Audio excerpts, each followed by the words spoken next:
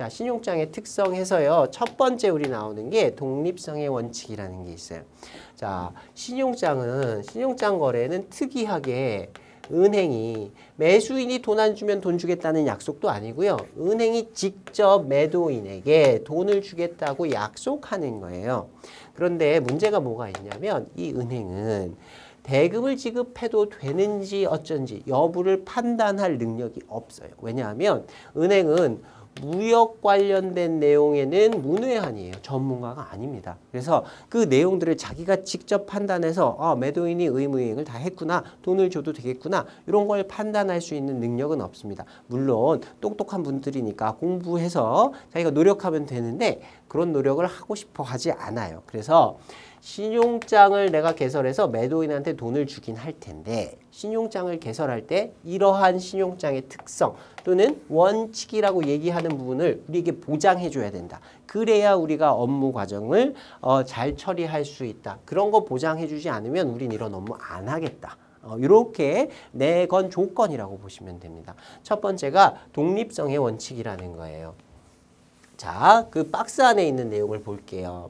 신용장은 일단 발행이 되면 그 매매계약과는 독립된 별도의 법률 관계를 구성하게 된다. 둘 간에는 전혀 관계가 없다. 자, 이렇게 한번 살펴보죠. 매도인하고요.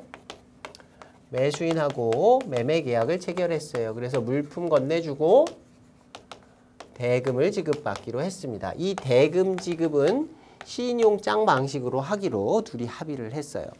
그러면 매수인이 자신의 거래 은행을 찾아가서 이 은행한테 매도인한테 신용장을 개설해달라고 요구를 하거든요.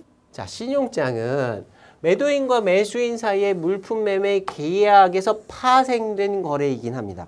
이 계약상의 대금 지급을 하기 위해서 신용장이 개설되긴 하지만 일단 신용장이 개설되면 매도인과 매수인 사이의 계약 하고 은행이 매도인한테 돈 주겠다 하고 하는 약속도 계약이라고 볼 수 있어요.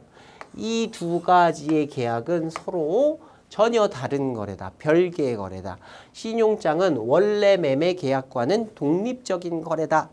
나는 신경 쓰지 않겠다. 은행 입장에서는 실제로 물품이 인도됐는지 그 계약상의 요건을 매도인이 실제로 이행했는지 여부는 보지 않겠다는 거예요.